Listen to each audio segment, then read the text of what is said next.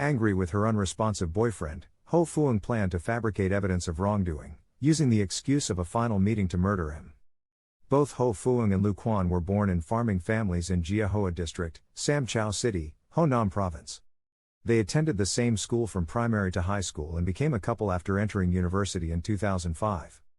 Both studied medicine, but Quan stayed in Ho Nam Province while Fuang was in Quang Tay Province. Despite the distance, Fuang regularly called her boyfriend, sometimes multiple times a day. She spent most of her allowance and scholarships on buying gifts and train tickets to visit him. However, Fuang increasingly displayed controlling behavior. She snooped through Quan's phone, deleted the contacts of female friends, and even scolded some girls she misunderstood to have a questionable relationship with Quan. The two argued frequently over these issues. Upon their university graduation, Fuang abandoned further studies for a master's degree to make Quan feel guilty and marry her.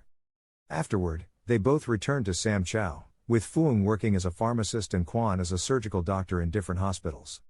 Despite their frequent fights during the 5 years of their relationship, the couple remained attached and began considering marriage. Quan's family even renovated their house in the countryside for the two to stay during vacations.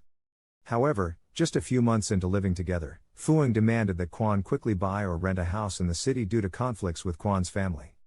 She claimed that only Quan's father treated her kindly, while others seemed hostile. Nevertheless, being the only son, Quan was pampered by his parents and elder sister since childhood, making him adamant about not moving out. He even suggested breaking up if Fuang didn't agree. Initially, Fuang resisted and demanded compensation for her lost youth. After many arguments, Quan agreed to pay 10,000 yuan as a breakup fee.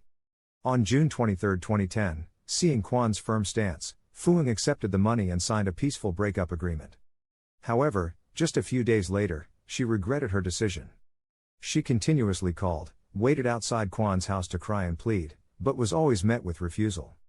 Fuang blamed her unresponsive boyfriend and hatched a plan for revenge. Exploiting her role as a pharmacist, she discreetly obtained 20 sleeping pills from the hospital.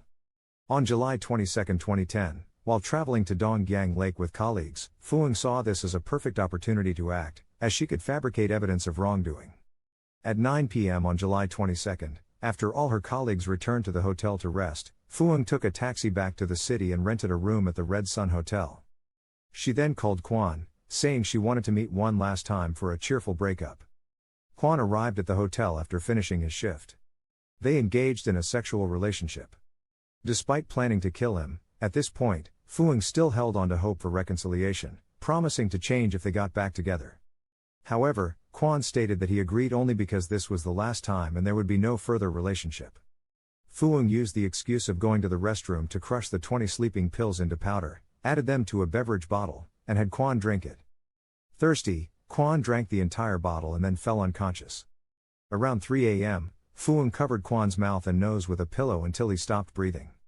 At 7 a.m. on July 23, Fuang went to a nearby supermarket to buy 2 red suitcases and a carving knife, then returned to the hotel to dismember the victim's body in the restroom. She cleaned up the crime scene and checked out of the hotel. The hotel staff didn't notice anything unusual. Around 9 a.m., Fuang hailed a taxi and asked the driver to help transport 2 suitcases from upstairs, falsely claiming they contained only books.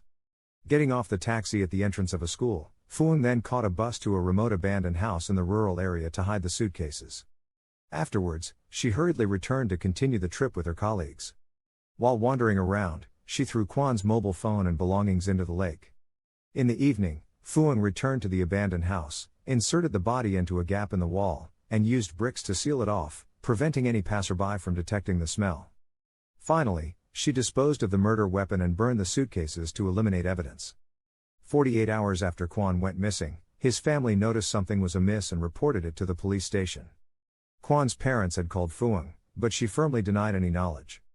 Investigating Quan's call records, the police discovered that the last call he received was from Fuang. When summoned for questioning, Fuang initially claimed that they only discussed household matters and that they had been on a trip to Donggyang Lake with colleagues on that day, providing an alibi for her absence.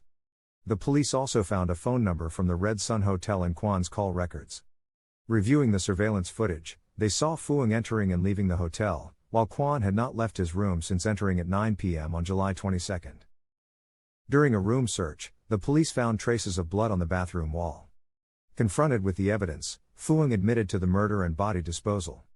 After being arrested, Fuang initially lied, claiming to be pregnant and requested bail while awaiting trial, but her deception was exposed during a hospital examination.